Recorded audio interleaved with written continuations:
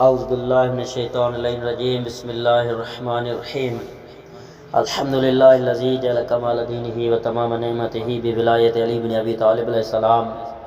والصلاة والسلام علی سید الانبیاء والمرسلین وآلہ طیبین الطاہرین المعصومین اما بعد فقد قال امیر المؤمنین علی بن ابی طالب علیہ السلام بسم اللہ الرحمن الرحیم اکلکم شہد معنا صفین فقالوا منا من شہد و منا من لم یشہد۔ ناظرین گرامی قدر سامعین محترم، السلام علیکم ورحمۃ اللہ۔ درس نہج البلاغہ کا خطبہ نمبر 45۔ اس خطبے میں مولا نے 4 چیزوں کی جانب ہمیں متوجہ کیا ہے۔ سب سے پہلی چیز کہ کسی صورتحال یا واقعے کی تحقیق یا تفتیش کا لاجواب طریقہ، اور دوسری بات کہ تحکیم پر اعتراض کرنے والے صحابہ کو مجرم ثابت کیا، انہوں نے صحیح حکم پر عمل نہیں کیا تھا، اور تیسری بات قرآن اور علی علیہ السلام میں کبھی اختلاف نہیں ہوا، ہمیشہ ہم آہنگ رہے۔ چوتھی بات کہ قریش سے جنگ اس لیے لازم ہو گئی کہ انہوں نے قرآن کو غلط تعویلات کر کے کجی اور گمراہی پھیلا دی۔ آئیے خطبے میں چلتے ہیں۔ مولا فرماتے ہیں کہ کیا تم سب ہمارے ساتھ ہماری طرف سے جنگ صفین میں موجود تھے؟ انہوں نے کہا کہ ہم میں اس وقت وہ لوگ بھی موجود ہیں، اس وقت وہ لوگ موجود ہیں جو جنگ میں موجود تھے، اور بھی ہیں جو جنگ میں موجود نہ تھے۔ فرمایا کہ تم امتیاز کرانے کے لیے 2 فرقوں میں الگ ہو جاؤ، چنانچہ وہ فرقہ الگ ہو جائے جو جنگ صفین میں موجود تھا، اور وہ لوگ جو موجود نہ تھے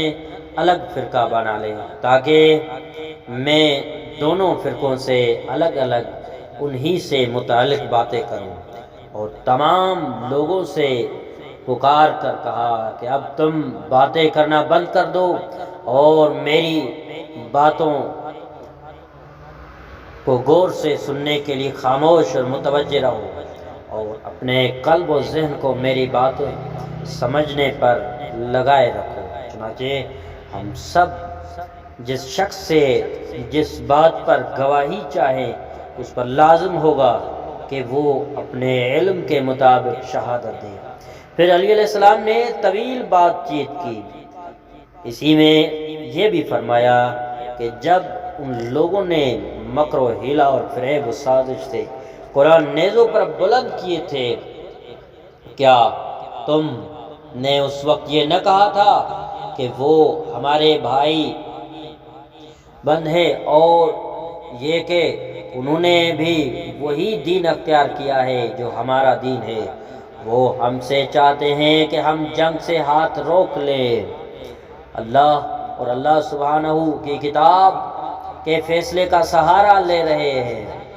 صحیح رائے یہی ہے کہ ان کی بات مان لی جائے اور ان کی غلو خلاصی کر دی جائے۔ تمہاری یہ باتیں سن کر میں نے تم سے اسی وقت کہہ دیا تھا کہ یہ ان کی پیش کردہ تجویز ایک ایسی چال ہے کہ بظاہر اس کے باہر ایمانداری نظر آ رہی ہے، لیکن اس ایمانداری کے پردے میں بڑی خدا فراموشی اور سازش چھپی ہے، اور اس کی ابتدا رحمت معلوم ہوتی ہے مگر اس میں آخرکار ندامت پوشیدہ ہے۔ چنانچہ تم اپنی موجودہ شان جاری اور برقرار رکھو، اور اپنے طریقے پر مضبوطی سے قائم رہو، ان سے جہاد جاری رکھنے پر مصمم اور مستحکم ارادہ رکھو، اور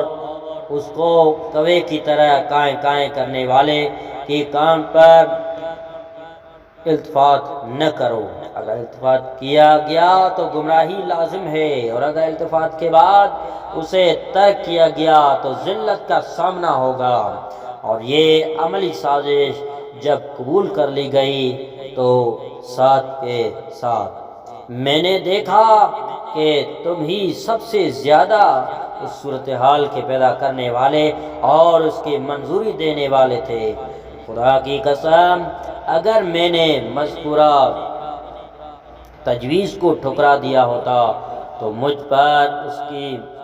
کوئی ذمہ داری عائد نہ ہوتی، یعنی اس تجویز کا دین سے اور دینی احکام اور دینی اغراض سے کوئی تعلق نہ تھا، اور اس لیے اللہ بھی مجھے اس کے متعلقات کا گنہگار نہ ٹھہراتا، اور میں نے جو اسے بدرجہ مجبوری اختیار کر لیا تھا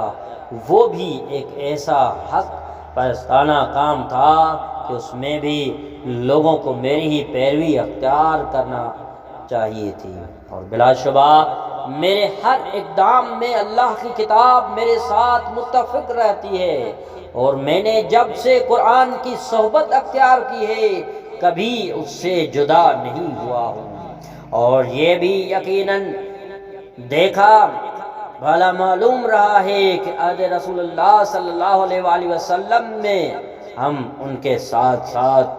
عمل کرتے تھے، اور جہاد میں قتل ہونے والے اور قتل کرنے والے بھی وہی لوگ ہوتے تھے جو ایک دوسرے کے باپ بیٹے اور بھائی بہن اور رشتہ دار ہی ہوا کرتے تھے، یعنی معاملہ دین کا تھا، رشتہ داریوں کا نہ تھا، اور اسلام اور رسول کی تائید کرتے ہوئے تمام قسم کی مصیبتیں اور آفات و شدائد ہمارے ایمان و یقین میں اضافے کے سوا اور کچھ نہ کرتے تھے، اور حق پر چلنے میں استحکام ہوتا چلا جاتا تھا، اور دین خداوندی کو قبول کرنے میں زیادتی ہوتی تھی، یعنی کمزوری پاس نہ پھٹکتی تھی، زخموں کی تکلیف پر صبر کرنے میں ہمیں برابر اور ہمیشہ ہی راحت و لذت ملتی رہی، لیکن اب ہمیں ان لوگوں سے جنگ کرنا پڑ رہی ہے جو ہمارے دینی بھائی ہیں، اس لیے کہ ان دینی بھائیوں نے دین میں غلط منصوبے داخل کر لیے، غلط تشہیبات قرآن میں پیدا کر لی ہے، اور اپنے منصوبوں پر قرآن کو ڈھال لیا ہے، اور دین کا کوئی پہلو ایسا نہیں چھوڑا جس میں شبہات اور کجی پیدا نہ کر دی ہو، چنانچہ جب بھی ہمیں کوئی ایسا پہلو نظر آتا جس سے یہ امید ہو کہ اس کے ذریعے سے اللہ ہماری پریشانیوں کو دور کر سکتا ہے، اور جو کچھ دینی تعلق باقی رہ گیا ہے اس میں ترقی کرتے کرتے قریب ہو سکتے ہیں، تو اس پہلو کی طرف ہم متوجہ ہو جاتے ہیں اور بڑی رغبت سے اس پر عمل شروع کر دیتے ہیں، اور اس کے علاوہ